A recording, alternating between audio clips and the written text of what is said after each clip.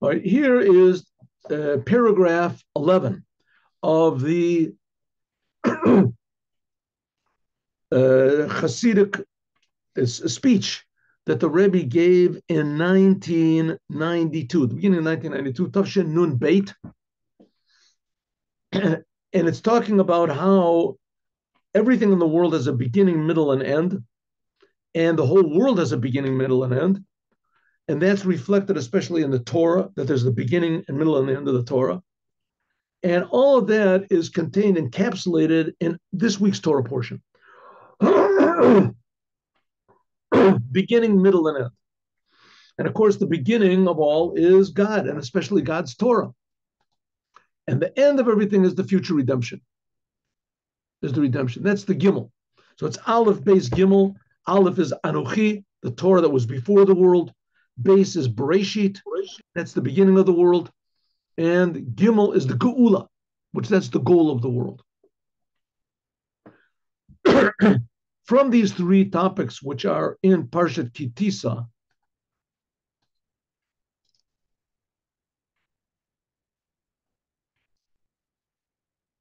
how did we see that they're in Parshat Kitisa? Because in Parshat Kitisa, it speaks about, first of all, how great the first tablets were.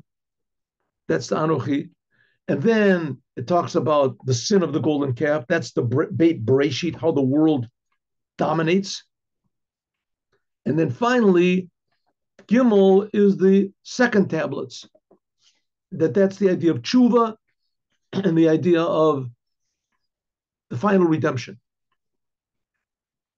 From these three things in Parshas Kitisa, we can learn in serving God in all times. Kamor Le'el, like we said before, B'yoso Parsha, because it's a Torah portion that we read only once in the year. Yeshno Mizeh, there must be a learning for this for the whole entire year. Alachas Kama V'Kama, much more so. But now we're in Shabbos Parshas Kitisa. This is going to be, when we read this, it has to be chayut. We have to live with the whole Torah portion. We've talked about this before, but the first Rebbe of Chabad said that a Jew has to live with the times. And one of the big enemies of Judaism, of course, is living with the times. In other words, saying the times have changed. And maybe in the days of Moses or the first temple or something like that, we needed the Torah and the commandments, but we don't need it anymore. The times have changed. And the great rabbis say, no, it has never changed. The Torah is eternal. And the first Rebbe of Chabad said, no, we have to live with the times. What type of a statement is that for a religious Jew to make? So that the real times are the changing portions of the Torah that we read.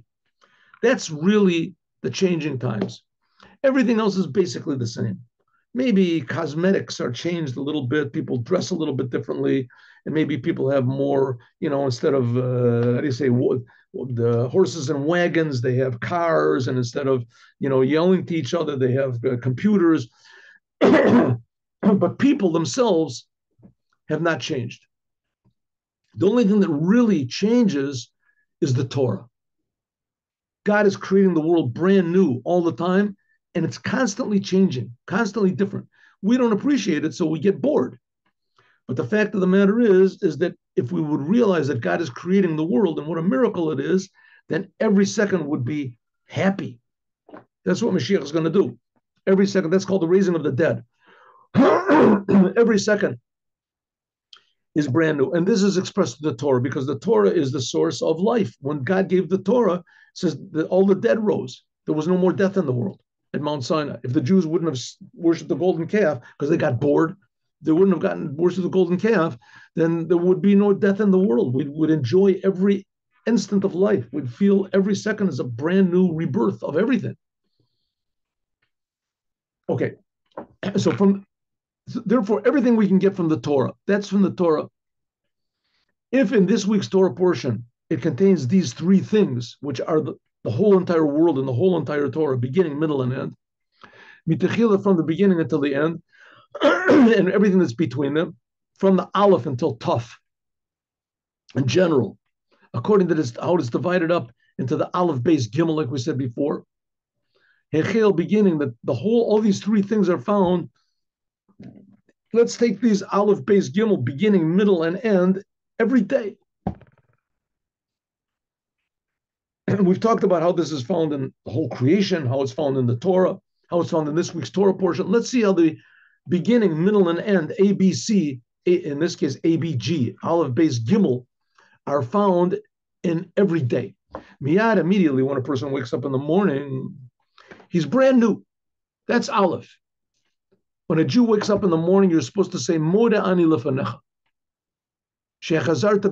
And not only a Jew, everyone in the world. The Rebbe wanted to make this in all of the secular schools in America, that they would say translated into English. It doesn't have God's name. There's nothing religious in it. You just wake up in the morning and say, I am grateful to you, God, that you gave me back my soul. Your faith in me is very great. That's what everybody should say. Wake up in the morning, your first thing you say is, grateful am I to you, God.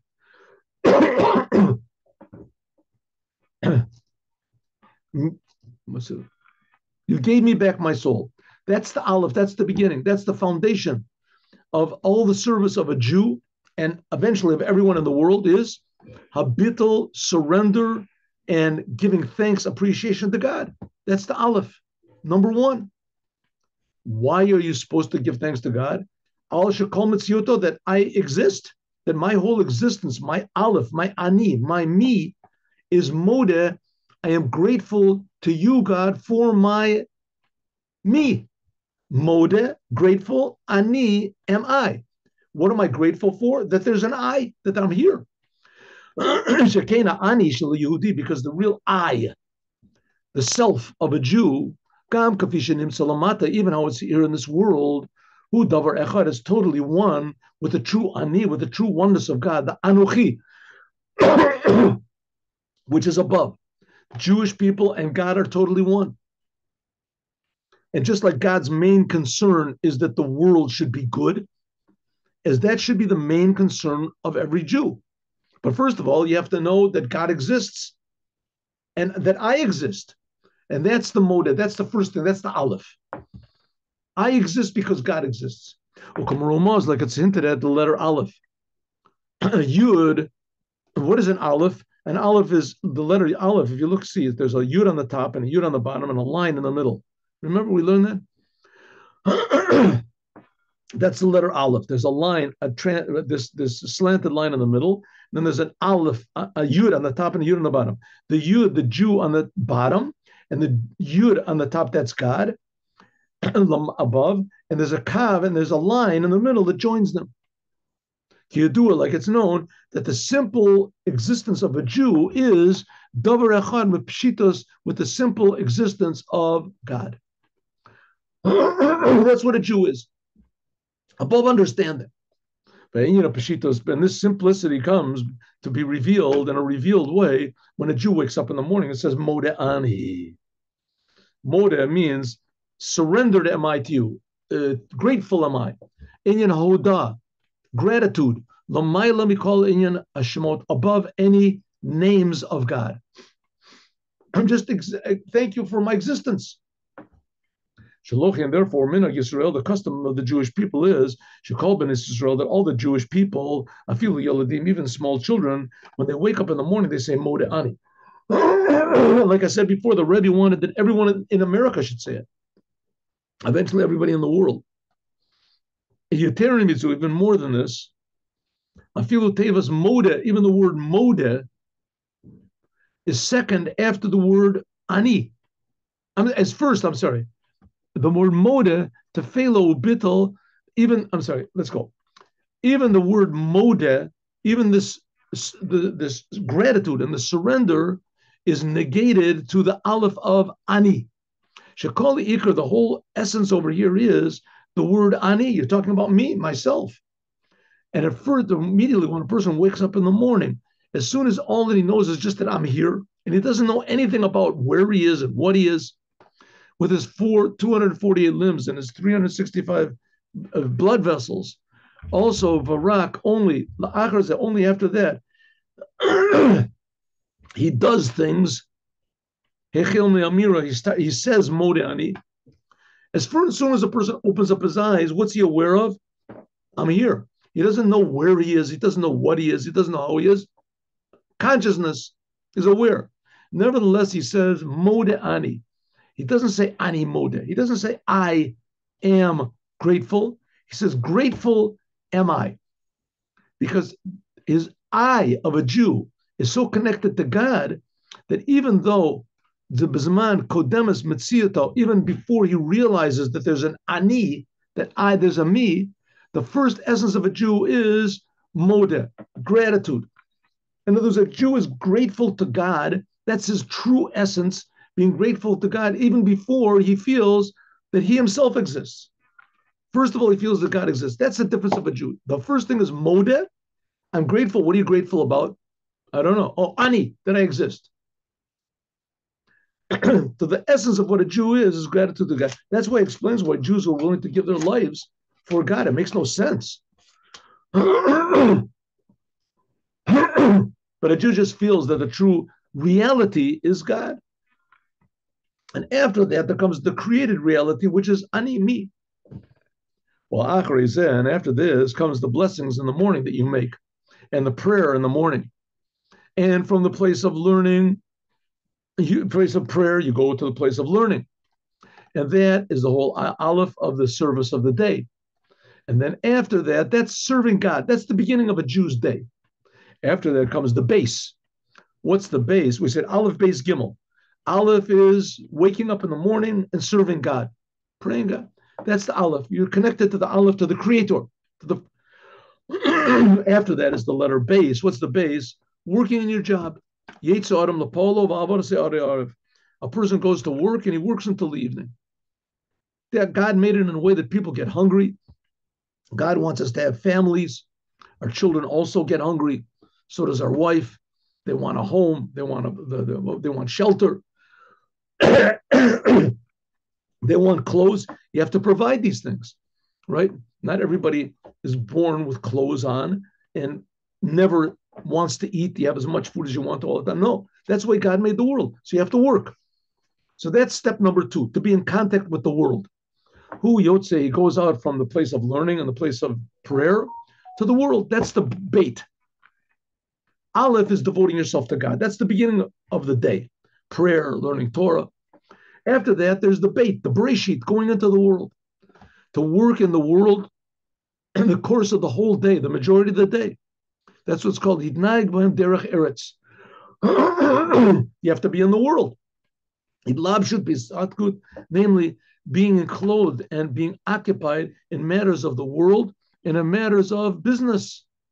And afterwards, we see after the day is finished, you work. Then there's the Gimel. What's Gimel?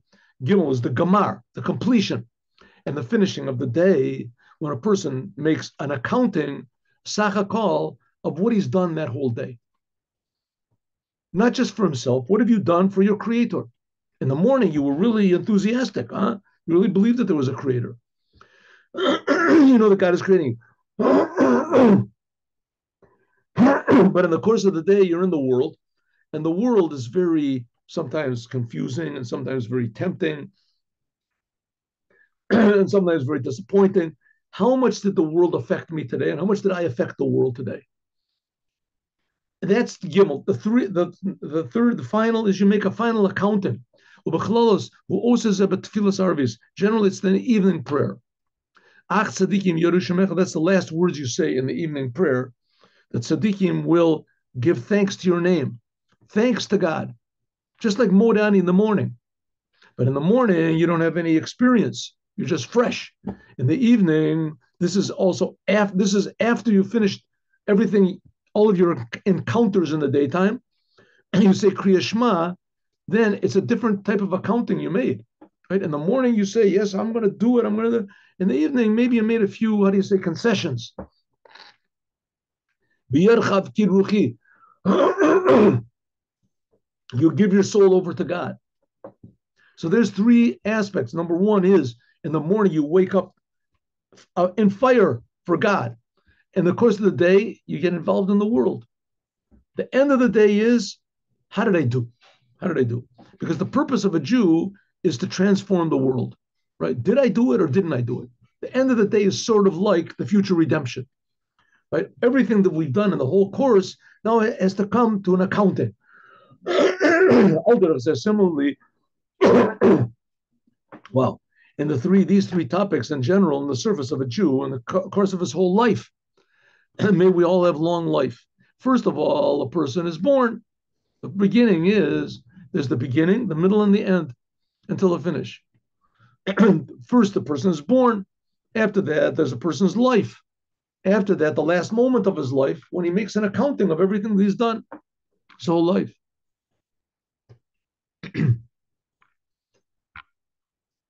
How much more so in our generation? Our generation is the last generation of exile and the first generation of the redemption. Because there's such a great number, we have done so much of service of the Jewish people in the course of all these generations, from the birth of the Jewish people, the Aleph, when we went out of Egypt, through the course of these thousands of years, right, almost 3,000 years of tortures and problems that we went through. I'm sorry, 3,000 years, 3,300 years, then the ups and downs of the Jewish people, all the generations. And the years even before this, in the time of Abraham, Isaac, and Jacob, and especially the Kavar Simu, we've already finished, says the Rebbe, through all the Jewish people have been through, and all the prayers, and all the faith we've had in God, despite all of the disappointments. Now we've finished all of the refinement of the world. Now the main stress, our main emphasis, should be on the completion of our service. We are now, says the Rebbe, we finished step Aleph and step Beit. Now we're in the Gimel, which is the GEULA, the true Gimel, the redemption, immediately. Beginnings. So again, what the Rebbe wants to point out to us is that there's a process going on over here, and the process has reached its culmination. Now we're in the Gimel, and the Gimel is going to make sense out of the Aleph and base, the creation of the world, and all of the things that the Jews have been through in this whole entire course of the world, the 5,700 years of history. The power that every Jew has to actually make this happen, to actually fix up the world from the beginning to the end, it comes from what? The Aleph, from the beginning.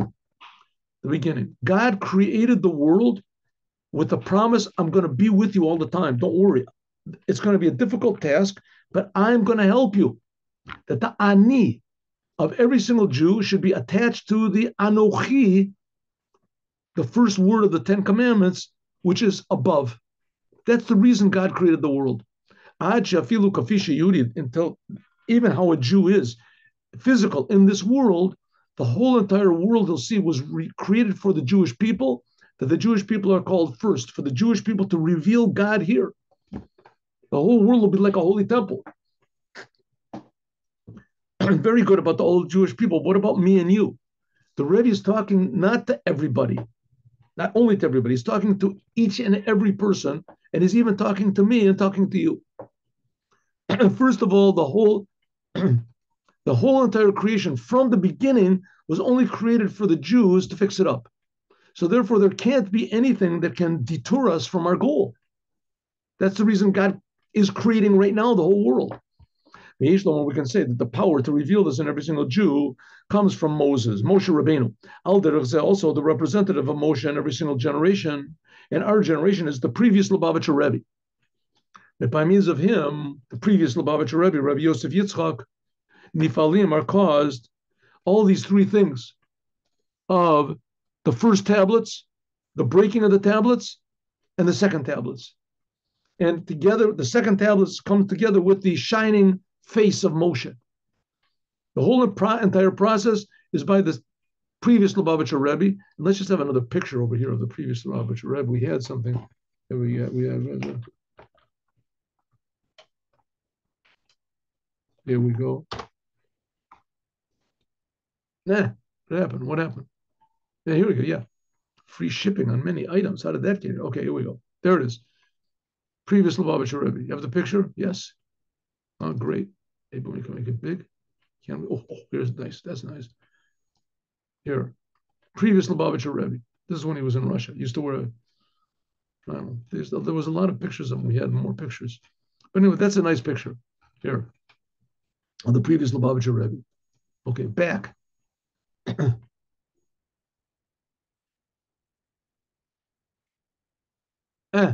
I lost it. What did I do? I lost it. Oh, yeah, I lost the picture. All right, what are we going to do? Shouldn't have done it, but I did it. Okay, here we go. What's this? Oh, there we go. Good, good. We got there. We go.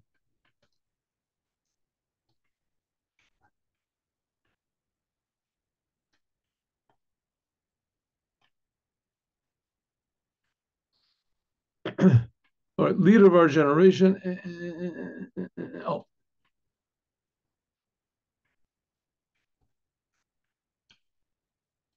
the power to do this was given by the previous Lubavitcher Rebbe to each and every one of us.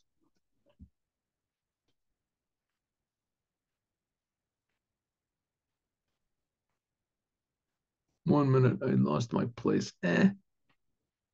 Oh, yes, here we are. Here we are. Even more, in addition to the fact that, is that right? 1 second. What did I do? Okay. Okay. How much more so when we're finding now on Shabbos? This Shabbat, when we're reading Kitisa, when you lift up the head of the Jewish people, lift up. Who lifted up? You lift up. That's Moses. Moshe had to lift up the Jewish people. In addition to the fact that the Jewish people, they are the head. They are the head. But also by the power of Moshe, you could lift up their head. What do you mean? Make them more and more aware of the Creator. It says, then, no sin. This is given afterwards the power to affect, and the rest of the whole Torah portion that we're learning, namely the Aleph, that's the first tablets, and Beit, that's the being in the world, that's the breaking of the tablets, right, the lowest there could possibly be, and the worship, even worse, the worshiping of the golden calf and the breaking of the tablets. That's the lowest there can be. And then finally, the highest of the high, the second tablets where Moshe's face was shining. That's the power of every single Jew to receive this shining light from the face of Moshe until by means of the service are working in the world, we can make that the whole entire world will be able to receive this shining face of Moshe. Even more, Nosav Lakach, in addition to the fact that every single Jew will receive this revelation of the shining face of Moshe, it also means that every single Jew himself has the power of Moshe himself. So those Jews that want to fix up the world, you're right, you should fix up the world. But the way to really fix up the world is that you have to strengthen your connection to Moshe. You have to see what the Rebbe says. Now, the previous Lubavitcher Rebbe, he's the leader of our generation, but the Rebbe said many, many times that he's just a continuation of the previous Lubavitcher Rebbe. Everything that was in the previous Lubavitcher Rebbe is he's just continuing out. He's continuing.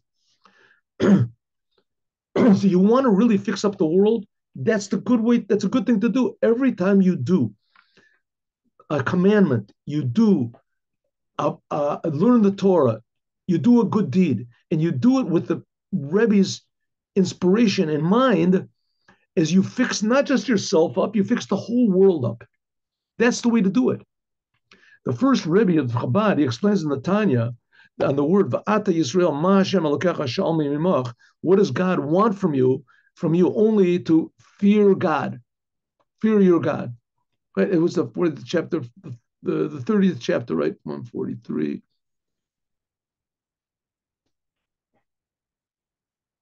Oh, I'm sorry. The 40th chapter, in the beginning of the 42nd chapter. Oh, yeah, what a mistake. The 42nd chapter says, what does God want from you? Only to fear God. Only to fear God. What does it mean? That's all God wants. I'm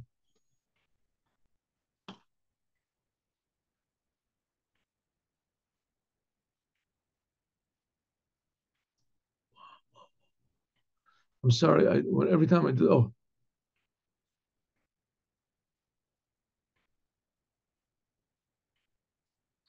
yes, we did this, Well, he explained that it says, now the Jewish people, what does God want from you? Only to fear God. It says that's only to fear God. fearing God is a small thing. That's all God wants. It's like saying, listen, all I want you to do is just lift up Mount Everest. Just that's it. And you're finished today. You can go home. What are you talking about? It's a hard thing. God said, all I want from you is just to fear God. Fearing God is a very difficult thing. That's all I want. It says in the Tanya, it quotes from the Gemara. It says, yes, God said, it says, Atu Yira Milta Zutazi, fearing God is a small thing. Answered God back, yes, Lagabi Moshe, regarding Moses, it's a small thing. Okay, but God said, it says that requests from every Jew.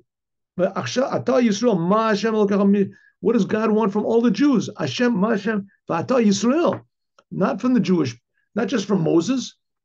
So it says, you Jewish people, what does God want from you? Only to fear God, which is a very easy thing for Moses. He says, but we're not Moses. He says, yes, you are.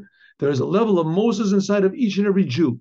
And that's a very easy thing to have awareness and awe of God. According to this, we have to understand, on the other hand, how is it fit that by Moshe, there is the idea of Zutrasha, that it was a simple thing. What is an easy thing? What does it mean it was easy? Yesh Lomar, we can say, Sheba Moshe, that in Moses himself, there are many, many levels. There's the feet of Moses, there's the body of Moses, there's the head of Moses, there's the crown of Moses. And regarding the lowest level of fear of Moses, lowest level of fear that we can, to know that God exists and that God is powerful, that he's the king, that God is the king over us, this lower level of fear. This is attached to the level of the feet of Moses. That it says it's an easy thing.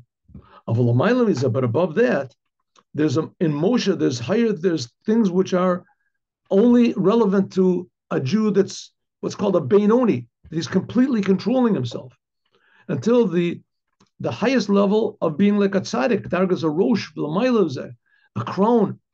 That this is what's called this level of the crown. That's the shining face of Moshe.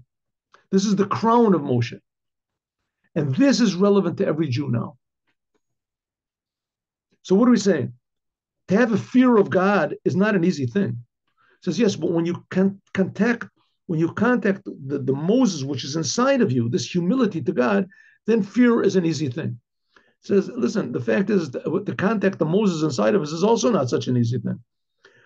He says, okay, we're talking about the lowest aspect of God, to have a basic fear of the Creator, that the Creator is always right, the Creator knows what to do. Control yourself. That basic fear of God, that it's good for me to do what God wants, and it's bad for me to go against God, that God exists and he's bigger than me. That's called the lower fear. This is accessible to everybody. But what about the higher levels of fear? Not. He says, but the idea of Moses' face shining, this is the essence of Moshe, and this is revealed to us now in our generation. Similarly, you can see regarding to Moses and every Jew, that because that the Jew has inside of him all these different levels, from the lowest level of Moshe to the minimum, to the middle, average level of Moshe, until the highest level of Moshe, until this is the crown of Moshe. This is contained inside of every Jew. The novelty is that this level of the crown, this true crown, it's not relevant to the opposite side. It's not relevant to Amalek, to any doubts. And this was given to every Jew. That's why the Jews are called the children of kings. And even more, Jews are called kings. Mamlechet Kohanim. We are all kings, the Jewish people. Shebakol Zmanim, that at all the times and at every situation, even now, the time of exile, the fact of the matter is we have all of the aspects of Moshe, even this aspect of the crown, the beams of glory that came out of Moshe's face after the Jews did tshuva and they received the second tablets. Every Jew has this crown, which is the crown of glory. Every Jew has it.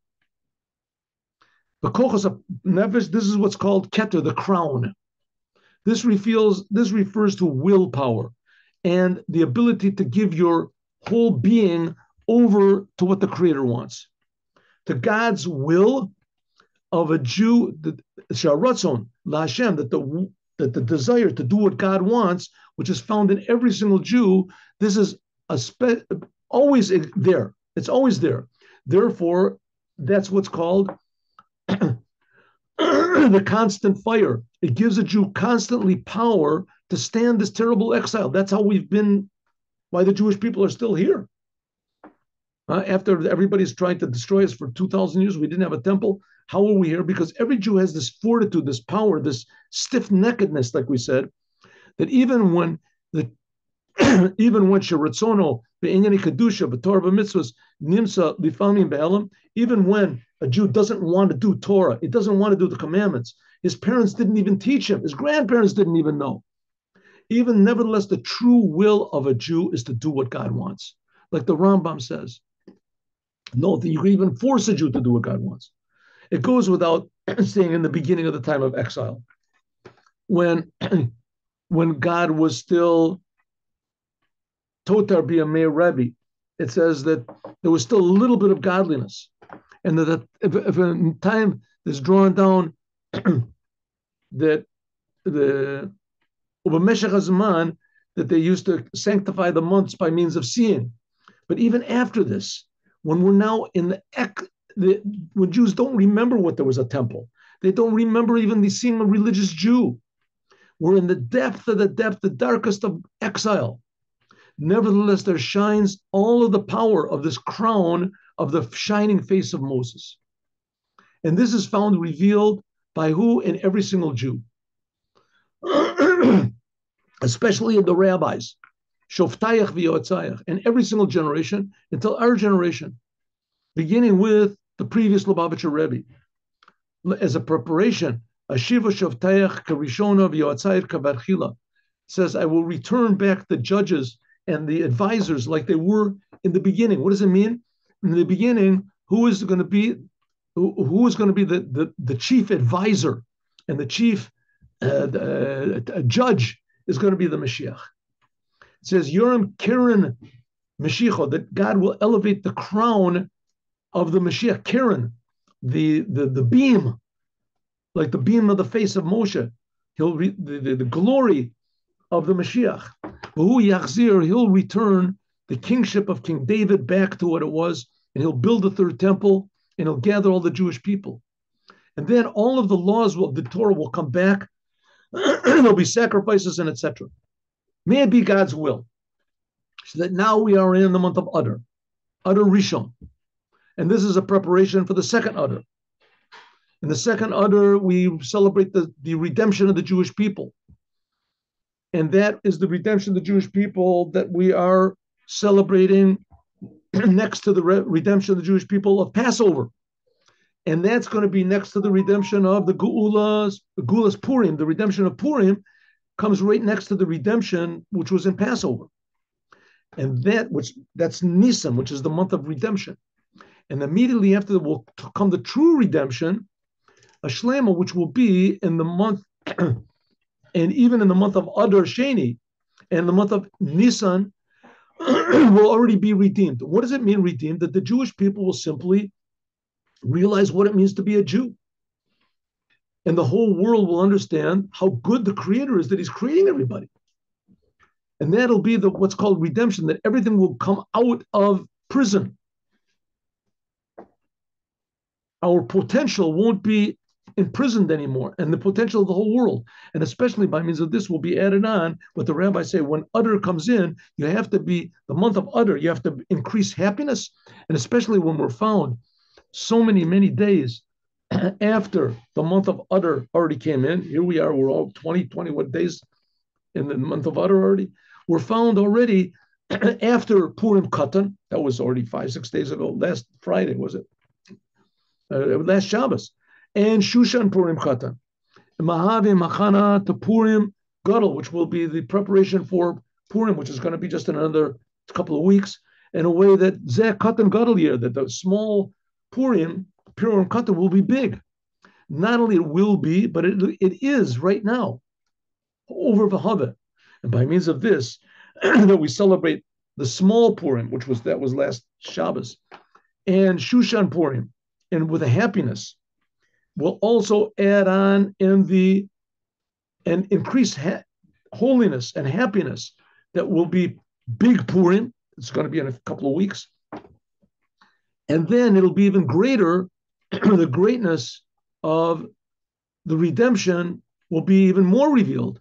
And by means of the joy of Purim, will break through all of the boundaries, like it's a Simcha Peretz's Getter, that joy breaks through all of the veils and curtains until the main thing that in the last moment we should be right now in the last moments